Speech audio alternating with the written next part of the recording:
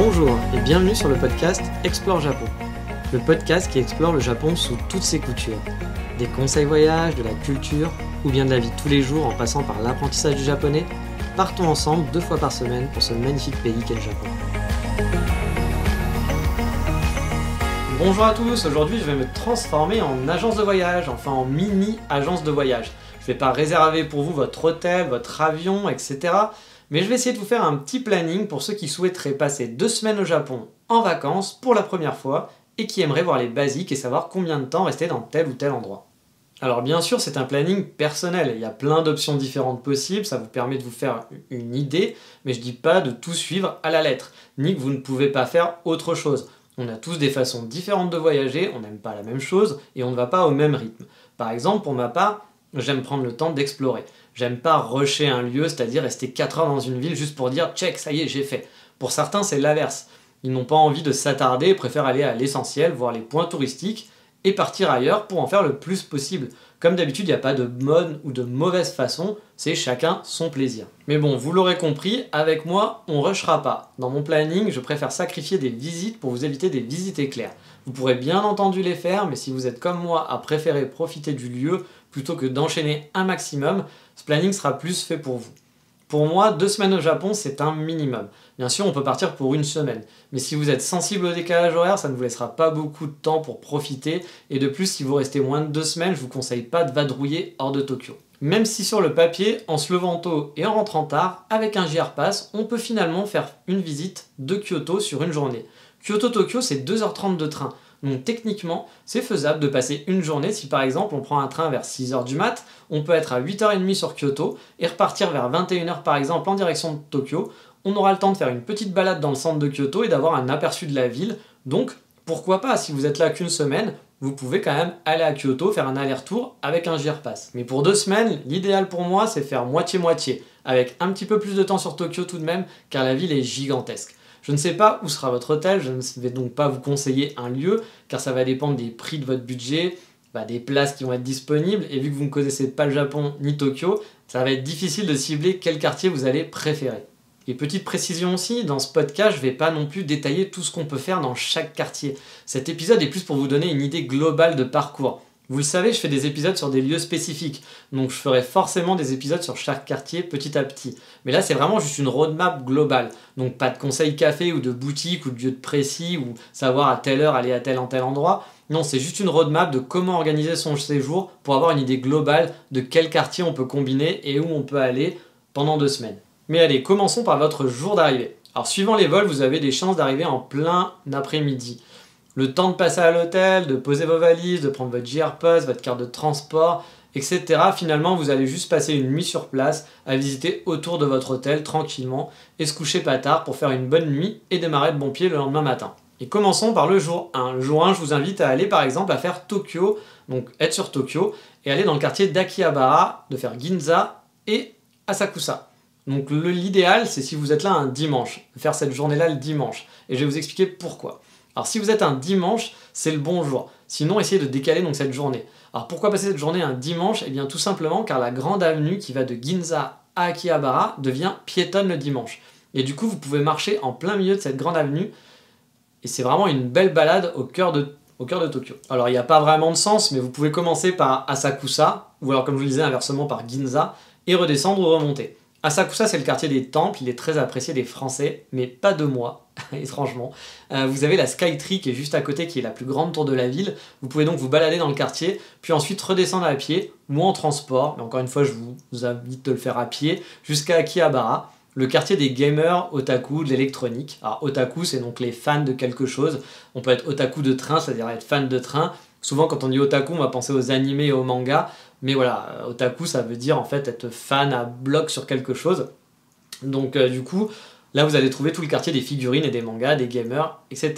Vous pouvez suivre cette grande avenue à partir de la principale pour redescendre jusqu'à Ginza, c'est le quartier de luxe à Tokyo. Si vous le faites à pied avec des pauses shopping, ça peut vous prendre une bonne journée de visite où vous passerez du traditionnel à Asakusa au quartier geek jusqu'au luxe et super building du centre. Ça peut être une journée très dépaysante. Puis bien sûr, je ne vous dis pas de suivre juste l'avenue. Si vous faites du shopping, que vous faites des arrêts, si vous êtes par exemple un fan de manga et d'anime, je pense qu'à Akihabara, vous allez passer du temps, vous n'allez pas juste traverser. Moi personnellement j'ai dû passer que 2 heures, mais la première fois que je suis arrivé au Japon, mais vous allez peut-être rester plus longtemps. Donc si vous aimez pas trop marcher, vous aimez prendre votre temps, une bonne journée, comme ça peut le faire. Moi, honnêtement, le jour où j'avais fait ça, j'étais remonté après dans le nord, j'étais allé voir Todai, l'université, puis j'étais revenu à Ueno à pied. Ça m'avait fait beaucoup de marche, plus de 30 km, mais je suis pas sûr que tout le monde aime marcher 30 km, donc c'est pour ça que je vous limite à ces 3 quartiers-là. Et maintenant, on va passer au jour numéro 2. On reste toujours sur Tokyo, et on va faire Shibuya, Omotesando et Harajuku. Alors, pour ce deuxième jour, on va donc aller du côté fashion de Tokyo. Donc dans l'ouest, en commençant par Shibuya et sa tonne de boutiques. Si vous aimez le shopping, vous allez forcément passer du temps sur place. Et si vous aimez les cafés aussi, c'est ce jour-là que vous aurez les meilleurs spots à disposition. Vous pourrez visiter tout le quartier, qui est totalement en rénovation depuis quelques années pour les Jeux Olympiques, avec ses toutes nouvelles tours dédiées au shopping, avec des points de vue qui sont magnifiques. C'est un quartier branchouille à faire absolument. Vous pourrez ensuite remonter jusqu'à Omotesando, qui sont en quelque sorte les Champs-Élysées de Tokyo. Là aussi, il y a des boutiques de luxe. C'est une grande avenue et il y a plein de boutiques qui sont au rendez-vous. Vous pouvez aussi vous perdre ensuite dans les petites ruelles de Cat Street ou de Harajuku, des quartiers branchés avec des tonnes de magasins cool. C'est le royaume de la fashionista. Cat Street, c'est super hipster, alors qu'Harajuku, c'est un peu plus kawaii lolita. Donc si vous faites du shopping et que vous voulez explorer des petites ruelles, je vous conseille fortement de prendre une journée là-bas et d'aller explorer un petit peu partout. Vous pouvez aussi faire une petite visite du Yoyogi Koen, qui est le plus grand poumon vert de la ville. C'est un grand parc avec un temple qui est juste à côté. Honnêtement, ça peut vous faire une très grosse journée sur une surface finalement qui n'est pas si large. Pour le troisième jour, on va cibler le parc de Shinjuku et Shinjuku. Alors on va aller donc un peu plus au nord de Shibuya, dans un quartier qui est emblématique de la ville. C'est donc Shinjuku. Avec sa gare qui est gigantesque, ses buildings qui sont impressionnants. On peut visiter la mairie qui offre un point de vue gratuit et splendide sur la ville. Donc c'est à faire, c'est à côté de la gare. Et donc on va mélanger une balade shopping avec tout le quartier, avec tout le coin un peu vieux bar de Shinjuku. Je vous conseille aussi de visiter le grand parc de Shinjuku, le Shinjuku Gyoen, qui vaut vraiment le coup d'œil. Moi perso, je ne l'avais pas fait lors de mon premier voyage, et quand je l'ai fait lors de la seconde fois, alors que j'ai failli pas le faire non plus, je me suis dit que j'avais été super bête de ne pas le faire la première fois, parce que franchement, la vue est super chouette, on a la vue sur les différentes tours, on est plongé dans le parc qui est calme avec toutes les grandes tours au milieu, c'est vraiment super cool. Le quartier est très connu pour sa vie nocturne aussi, il y a aussi des cafés chouettes, il y a un burger qui est très connu qui s'appelle Chachi Chachi, je vous en ai déjà parlé et je vous le conseille dans mon café tour guide. Donc voilà, honnêtement, c'est une grosse journée dans Shinjuku, ça peut vous prendre du temps, parce que voilà, le quartier est assez vaste et vous pouvez passer la journée et la soirée sur place. Et pour le quatrième jour, on va aller vers la tour de Tokyo et tout le quartier de Roppongi, Ebisu et Nakameguro. Alors là, on va rester dans le sud de Tokyo et faire un petit passage quand même pour aller voir la fameuse tour de Tokyo qui est pour moi la plus belle du Japon. Avec sa jolie couleur rouge, la nuit elle est magnifique. Essayez ensuite d'aller voir le quartier que les gaijins adorent pour sortir, et surtout rencontrer de la japonaise qui veulent rencontrer des étrangers, c'est Roppongi. Faire un passage ensuite dans l'après-midi entre Ebisu, qui est assez chic et animé, et à 10 minutes seulement de Shibuya à pied, donc finalement pas très loin de Shibuya si votre hôtel est dans le coin, et passer ensuite à Nakameguro, qui est très connu pour son canal, qui est voilà, un petit canal avec plein de sakura autour, donc pendant la période des cerisiers, c'est blindé de monde, mais c'est très très joli à voir. Et pas très loin de Nakameguro, il y a aussi le très chic Daikanyama, où il y a un super bookshop qui s'appelle T-Side, pour les amoureux des livres, ils seront hyper contents d'aller là-bas. Il y a beaucoup de buildings assez chic, assez design à Daikanyama, c'est donc sur une petite butte, une petite montagne, non c'est pas une montagne, mais c'est une petite butte en plein milieu de Tokyo. Moi j'adore le quartier, c'est vraiment très très chouette pour se balader, et tous ces quartiers-là, ça fait partie un peu de mes quartiers préférés dans Tokyo. Et maintenant on va être au jour 5, et le jour 5 on va faire Odaiba principalement. Alors oui je sais, comme je vous l'ai dit, je vous donne pas de détails, c'est vraiment juste une roadmap globale, ça va très vite, mais voilà, si je devais faire un podcast pour vous expliquer quoi faire pendant 2 semaines, vraiment intégralement, le podcast durerait 3 heures, et c'est pas le principe de ce podcast, je préfère faire des petits podcasts, et je ferai des focus sur chaque quartier petit à petit. Là c'est vraiment pour vous donner une idée. Donc on va prendre un peu le large ce jour-là pour aller sur Odaiba, c'est une île artificielle high-tech de Tokyo, où vous pourrez trouver en vrac un robot géant, la Statue de la Liberté, oui la Statue de la Liberté, une petite plage et une vue sur la Tokyo Tower, ainsi qu'un pont gigantesque et des musées high-tech. Je vous invite, si vous pouvez, à réserver aussi une bonne après-midi ou une grosse matinée pour l'expo TeamLab, l'expérience. C'est vraiment juste génial. Il faut faire un peu la queue et réserver en avance, bien sûr, mais vous ne le regretterez pas. et c'est en plein Odaiba. Si vous n'avez pas le temps pour Teamlab, pourquoi ne pas commencer la journée plutôt en visitant le parc de Hamarikyu Garden sur la rive qui est en face, un parc qui est traditionnel japonais, mais entouré de buildings avec les vues sur la mer. Moi j'adore ce contraste, j'avais adoré passer un moment dans ce parc, j'y suis allé qu'une fois, mais en fait je regrette de ne pas y aller plusieurs fois, c'est un parc qui est vraiment chouette. Ensuite on passe à la 6e jour, et oui on arrive quasiment à la moitié bientôt, on va se faire une balade sur Yanaka et Ueno. Alors dans un précédent épisode, je vous parlais d'une belle balade à faire sur Yanaka, dans le quartier de Yanaka, et je vous invite donc à prendre une journée pour une petite balade sur place, en le couplant avec Ueno qui est juste à côté finalement, et son célèbre parc, voire retourner ensuite dans le centre de Tokyo pour visiter la gare de Tokyo par exemple, ou le parc impérial. Tout ça peut se faire vraiment en une bonne journée, donc ça peut faire une très belle balade pour ce 6e jour. Et le dernier jour finalement sur Tokyo pour le moment. Car oui, ensuite pour le 7e jour, on va partir pour l'autre grosse ville du Japon qui est Kyoto. Et là, bon, on va faire tout ce qui va être temple classique et le centre de Kyoto. Et soyons honnêtes, je vais pas pouvoir vous faire dans ce podcast le programme pour Kyoto sur une journée. Je pense que je vous ferai un podcast spécial pour ça, car dans toutes les rues, il y a des choses à voir sur Kyoto. Et si on enlève Arashiyama et Fushimi Inari, je vous ai laissé que 2 jours sur Kyoto. Du coup, ça va être tendu pour tout voir. Mais bon, pendant cette journée, je vous invite à faire les classiques à l'est de Kyoto, là où vous trouverez les temples principaux les plus connus, le quartier de Gion, ou Gion plutôt, très touristique, mais à faire, qui est à faire quoi qu'il arrive. Et forcément, il faudra faire un passage sur la Kamogawa, qui est la grande rivière qui traverse Kyoto. C'est la vue typique de Kyoto et la promenade est tellement agréable qu'il ne faut pas la louper, il faut quand même passer un petit peu de temps le long de la Kamogawa. Pour le 8e jour et donc la 2e semaine, je vous invite à rester toujours dans le quartier, donc pas toujours dans le coin à Kyoto, mais cette fois d'aller faire les 2 gros classiques qui sont Arashiyama et Fushimi Inari. Bon là, il faudra se lever tôt pour enchaîner les 2 et vraiment profiter. Mais ça, honnêtement, ça peut se faire. Je ne le conseillerais pas à la base de faire les 2 en une journée, mais bon, on n'a que 2 semaines, donc on va essayer un petit peu de regrouper, il faudra serrer un petit peu le planning.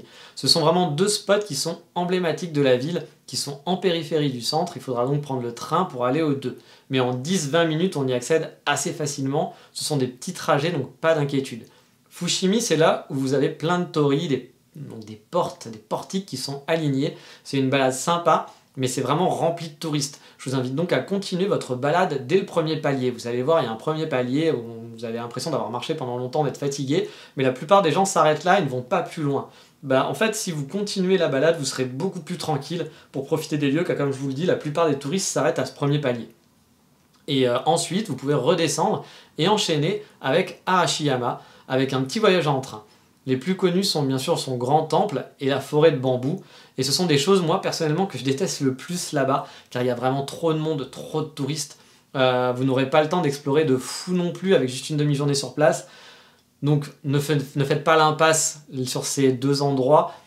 Mais c'est vrai que si vous aviez le temps de rester plus longtemps à Arashiyama, il y a beaucoup plus de choses à faire. Il y a une montagne aux singes qui peut être très chouette à faire et des paysans. Mais je reviendrai sur un planning complet sur Arashiyama, car on peut passer une bonne journée complète à Arashiyama et vraiment kiffer. Et en plus, sans faire les trucs les plus touristiques, il y a vraiment énormément de choses à voir à côté. Et là, pour le jour 9, je vous donne le choix. Soit d'explorer encore plus Kyoto, car honnêtement, on peut rester 2 semaines dans la ville et vraiment ne pas s'ennuyer une seule minute. Ou alors, vous pouvez aller du côté de Nara, pour aller voir les daims et des temples qui sont plutôt sympathiques. Il y a une montagne, moi j'avoue Nara j'ai pas trop kiffé, mais beaucoup de gens adorent aller là-bas, donc je vais pas vous dire de ne pas y aller parce que je sais qu'en majorité les gens aiment bien aller à Nara, alors que moi j'avoue j'ai pas eu un coup de cœur de fou pour la ville. Ou alors sinon, si vous voulez pas faire Nara, vous pouvez faire aussi un petit passage sur Uji, pour les amoureux du thé, car là aussi il y a un temple qui est magnifique, il y a une très belle rivière, on peut faire une demi-journée dans chaque, même en se levant tôt. Je pense que c'est possible de faire Uji et Nara, mais là c'est pareil, il va falloir prévoir un gros planning et vous ne pourrez pas tout voir, il faudra un petit peu se dépêcher, mais ça se fait. Moi personnellement, je garderai plus ces journées-là pour aller à Kyoto si c'est un premier voyage, mais si vous avez envie de voir les daims par exemple et que vous n'allez pas à Hiroshima, on va en parler un petit peu après, pourquoi pas, si vous voulez voir des daims, etc., allez à Nara. Et donc pour le jour 9, j'avais pas été sympa, je vous ai fait faire un choix. Pour le jour 10, ça va être encore pire, parce que là, je vais vous donner le choix entre les 2 grosses voisines de Kyoto et encore un bonus. Alors le choix numéro 1, c'est de passer une journée sur Osaka. Bon, une journée sur Osaka, vous pourrez voir que les trucs touristiques. C'est une grande ville avec une énergie totalement différente de Tokyo et encore plus de Kyoto. Un esprit beaucoup plus latin, méditerranéen, des gros buildings. Il y a une rue commerçante couverte qui est la plus grande du Japon. Il y a des néons de toutes les couleurs, etc., etc. C'est une ambiance très ville, une ambiance un peu du sud, quand je dis du sud de la France, on va dire, c'est assez chouette à faire. Mais en une journée, ça risque d'être un petit peu rushé. Vous allez peut-être avoir un côté un petit peu trop choc culturel avec Kyoto. L'idéal, si vous pouvez, c'est de faire aussi, comme je vous en avais déjà parlé, de faire des safaris, faire le safari d'Osaka, parce que comme ça, au moins, vous aurez un guide qui vous permettra de voir vraiment ce qu'est Osaka et ne pas survoler la ville, où vous pourrez peut-être être un petit peu déçu, surtout si on reste qu'une journée sur Osaka. Mais honnêtement, c'est une ville qui est très très chouette à voir et qui est vraiment différente du reste du Japon. Le choix numéro 2, si vous voulez pas aller à Osaka, parce que ça vous tente pas plus que ça, bah c'est l'autre grosse ville du Kansai, c'est Kobe. J'ai déjà fait un podcast sur Kobe. Là, c'est une ambiance un peu plus marina, mer, etc. Si vous n'avez pas fait Yokohama à Tokyo, et vous aurez sûrement pas le temps de le faire a priori, bah ça peut vous donner l'occasion de faire un petit côté mer et montagne. Sa grande tour, le Kobe, qui est vraiment très sympa. Il y a bien sûr le bœuf que vous pourrez manger ailleurs qu'à Kobe. Mais si vous ne passez pas à Kobe, c'est pas très grave et que vous voulez manger absolument du bœuf de Kobe, vous pourrez en manger à Tokyo si vous voulez, il n'y a pas d'inquiétude. Mais la marina, les montagnes, le vieux quartier, ça peut être vraiment dépaysant par rapport à Tokyo et Kyoto.